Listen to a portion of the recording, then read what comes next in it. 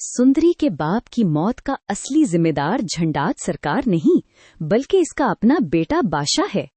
उफ, यकीन मानिए दोस्तों, गुलाग बादशाह सुंदरी की किस्त नंबर 15 में वो तूफान आने वाला है जिसने पूरे सुंदरगढ़ को हिला कर रख देना है। हैं? क्या आपने कभी सोचा था कि जिस बादशाह को सुंदरी से इश्क हो गया है वही उसके बाप आशिक अली की मौत की वजह बनेगा?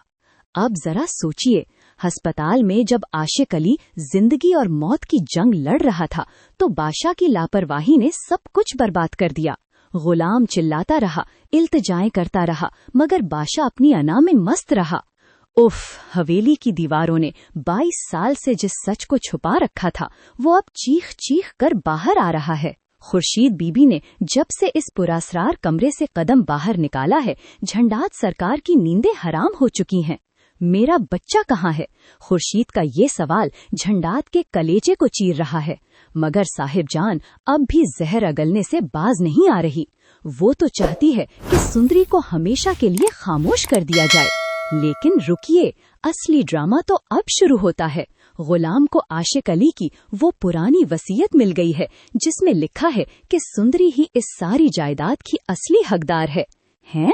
क्या झंडात सरकार ये इज्जत और दौलत एक मास्टर की बेटी के कदमों में ढेर कर देगा? हरगिज नहीं, वो तो अब सुंदरी की जान लेने पर तला हुआ है। अब सवाल ये पैदा होता है कि क्या बादशाह अपनी मोहब्बत को बचाएगा या अपने बाप के तकब्बुर को? सुंदरी को जब ये पता चलेगा कि गुलाम उसका मुहाफिज नहीं बल्कि उसके दुश्मनों का साथी है तो उस पर क्या गुजरेगी?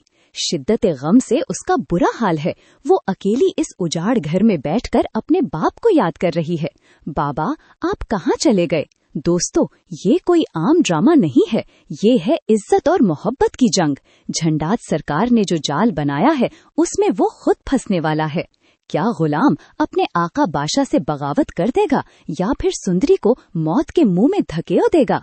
उफ, अगली किस्त में आप देखेंगे कि खुर्शीद बीबी हवेली के सहन में खड़ी होकर झंडात को ललकारेगी, झंडात, तूने मेरी बेटी मुझसे छीनी थी, अब मैं तेरी हुकूमत छीन